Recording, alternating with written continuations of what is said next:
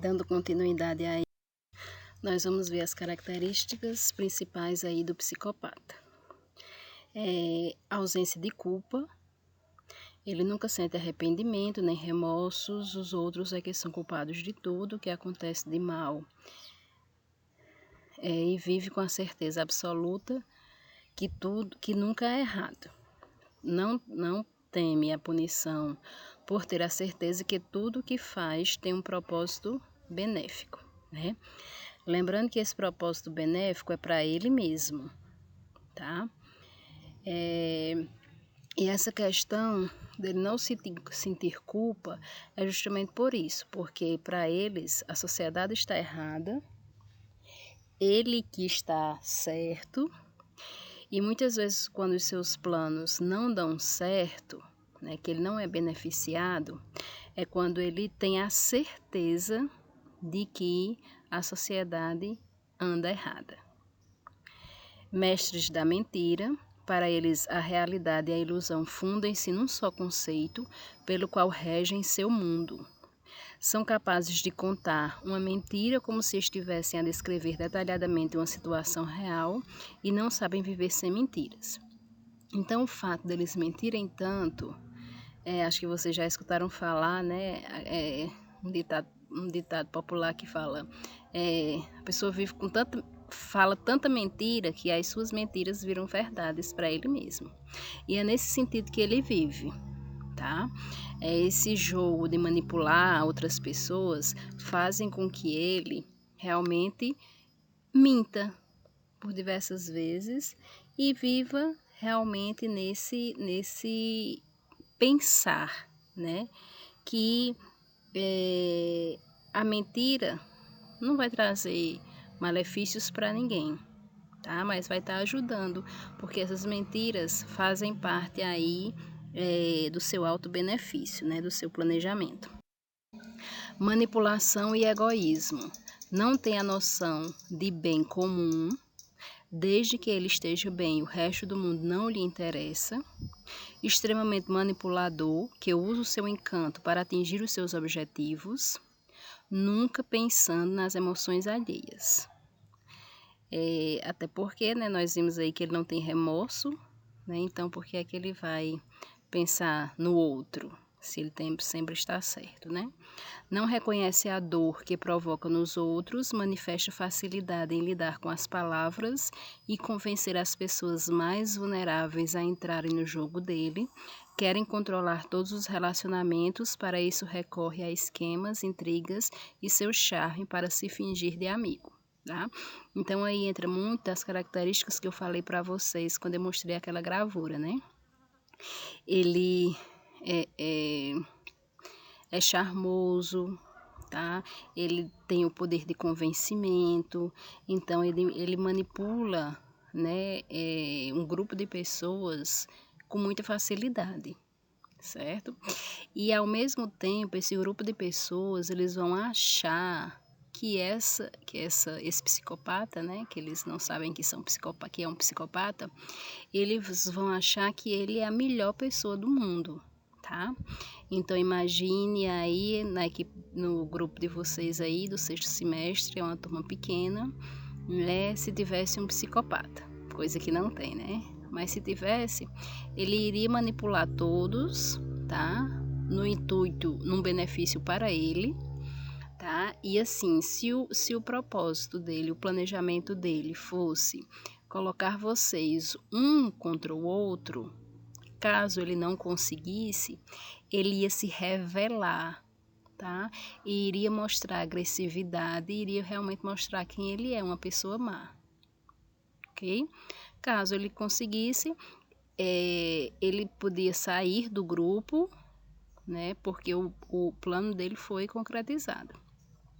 Então, por isso que o psicopata ele pode passar por convívio de muitas pessoas, né? Realizar os seus planos e ir embora, ok? É aí onde ocorre a questão da subnotificação com relação a esse transtorno. Inteligência, o QI costuma ser acima da média, né? Isso aí até nós observamos nos filmes que a gente assiste aí de psicopatas. né, desse serial killer, que eles matam realmente e arrancam pele, e arrancam coração, né, e assim, deixa sua marca nesse sentido aí de uma mutilação. A ausência de afeto, não são pessoas afetuosas com o próximo, usam os filhos como marionetes em função dos seus interesses e as medidas educativas usadas é de humilhação. Tá? Então eles adoram humilhar os demais porque na realidade eles que são aqueles que ordenam. Tá? Essa questão dos filhos, dificilmente, né, eles vão constituir uma família, porque na realidade eles não apresentam sentimentos para com outras pessoas. Tá? Então, caso isso aconteça, são formas raras, certo?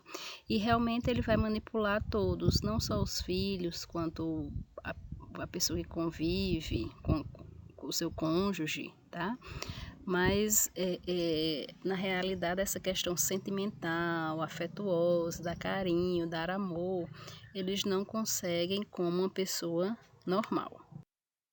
Impulsividade, devido ao seu superego, não consegue conter os seus impulsos, podendo cometer toda a espécie de crimes, friamente e sem noção de culpa, né?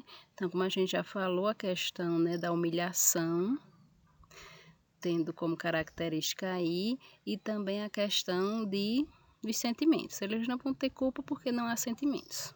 Só existe culpa quando eu penso no outro, quando eu tenho um sentimento por outro. Como eles não pensam no outro, como eles não têm sentimentos por outro, não existe culpa. Gostam de viver sós. Quando convivem com outras pessoas, querem liderar o grupo, mesmo que para isso destruam a família inteira, né? Então é aquele sentido de ordenar, de ser o chefe, que todos têm que obedecer às regras que ele impõe, porque são as únicas regras que estão corretas. Existe aí uma diferença entre psicopatia e transtorno de personalidade antissocial, tá? Porque, como a gente falou, né, a psicopatia é uma síndrome, tá? Tem características próprias. E o transtorno de personalidade antissocial, ele pode estar se confundindo com outros transtornos aí, tá? Que são de personalidade, como transtorno de conduta, o transtorno de histriônico, como transtornos conversivos, que são as crises conversivas, tá? Então, no psicopata há um predomínio de perturbações relacionais e emocionais, tá? Então, essa questão de relacionamento e de emoção, ele não sente pelo outro, tá? Só que ele apresenta esse emocional e apresenta essa intenção de relacionamento no sentido de conquista, tá? Vou conquistar esses grupos, vou conquistar essas pessoas para que eu as manipule e depois que meu plano estiver executado, vou me embora, tá? Então, a relação deles é de pura intenção para que o seu plano dê certo. E nos transtornos de personalidade antissocial, o predomínio é de comportamento, tá? Um comportamento agressivo, um comportamento de violação de direitos, um comportamento onde todos estão errados e ele está certo, um comportamento de que ele tem direito a isso e a outra pessoa não tem este direito. Tá? A maioria do indivíduo psicopata tem diagnóstico de transtorno de personalidade antissocial, mas o inverso não é verdadeiro, que é aquele que a gente já falou, né? Que a psicopatia está dentro dos transtornos de personalidade antissocial,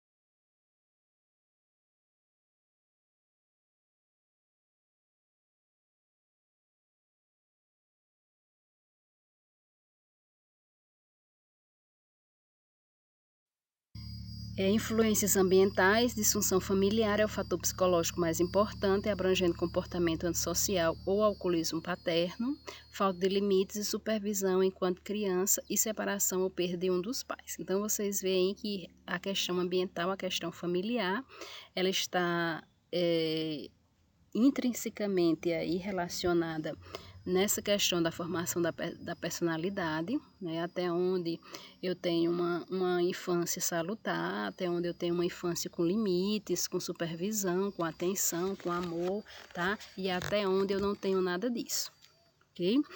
O trauma infantil pode ter um impacto dramático na saúde da criança, estando também relacionado à psicopatia.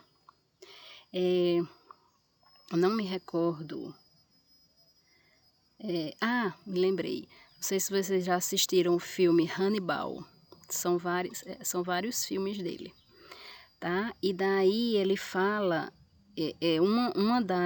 um dos filmes dele fala sobre um psicopata que o imitava, né, enquanto ele estava preso, e esse psicopata ele lembrava da sua infância, tá? E a lembrança que ele tinha da sua infância era de sua mãe o maltratando, humilhando, ameaçando, dizendo que se não fizesse isso ia cortá-lo com a faca. Então, assim, essas coisas, né, essa vivência não salutar na infância vai trazer traumas, tá? E isso, quando não trabalhado por um psicólogo, por um psiquiatra, é essa personalidade que essa criança vai formar.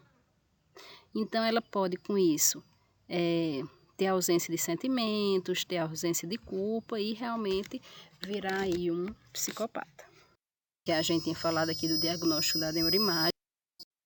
O tratamento, trabalhar manejo de raiva, desonestidade e problemas de relacionamento, né? A psicopatia ela não vai ter cura, tá? Só que ela pode ser controlada no sentido do emocional e dos sentimentos, tá? Dessa pessoa, tá? Então, se ela aprender a falar com um psicólogo, né? Com um profissional, com um psicólogo, com um psiquiatra, os seus pensamentos, tá? Possa ser que ele não faça tanto estrago, né? Tantas maldades aí pelo mundo afora, tá? Então, realmente é controlar, fazer com que ele aprenda, né, esse autocontrole, tá? E faça uso dos profissionais para essa ajuda, né? Mostrar que seu transtorno é crônico, perdas de longo prazo, não há motivação para o tratamento e participação ativa do paciente na sessão. Essa questão de não participar, não ter motivação para o tratamento, né? Isso vem uma questão de conquista de quem olha para essa pessoa, né? No sentido de que, para ele, é a sociedade que está errada, ele está certo. Então, eu vou me tratar de quê se eu não estou doente? Okay? Ensinar que pessoas negativas são passageiros e podem enfrentá-los em vez de agredir ou manipular. Tá? Então, realmente tem que ser um trabalho, né? Primeiro tem que ser alguém que veja, que reconheça essa pessoa como psicopata. Que essa pessoa queira ajudar esse psicopata, né? Que ele venha a se reconhecer como um psicopata. E realmente inicia aí o tratamento para que ele tenha controle em cima dos seus sentimentos, né? Sentimentos, né, de raiva, de querer manipular, não sentimentos prazerosos, né? Mas sentimento de raiva, de controle, de querer que todo mundo siga as suas regras, de manipulação, de delitos. E o manejo da raiva, né? A gente trabalha mais a psicologia e a psiquiatria, ela trabalha mais no sentido de identificar pensamentos e emoções, avaliar a percepção, decidir se vale a pena responder, gerar possíveis respostas, escolher a melhor resposta e responder, tá? Então, vai no sentido dele controlar os seus impulsos, controlar essa raiva, controlar esse ódio, controlar essa vontade de querer manipular outras pessoas, né? Para que ele venha a conseguir ter uma vida parcialmente normal aí.